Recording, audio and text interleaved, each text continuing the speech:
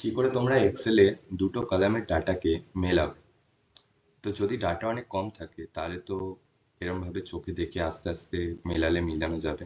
যখন এই ডাটাটা মিলছে না, এই সেলের এই ডাটাটা মিলছে না। কিন্তু যদি ডাটা অনেক বেশি থাকে তাহলে কি করে মেলাবে? তার জন্য প্রথমে যে একটা ফাংশন দেখাবো সেটা হচ্ছে এক্সাক্ট ফাংশন।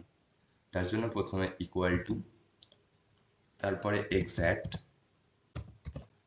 দিয়ে ট্যাব প্রেস করবে,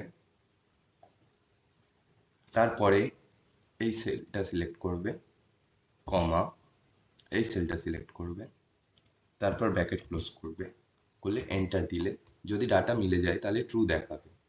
এই ডাটাটাই যদি না মেলে এটাকে ড্র্যাগ করে দিলে তখন দেখতে পাবে সব কটাতেই এসে গেছে।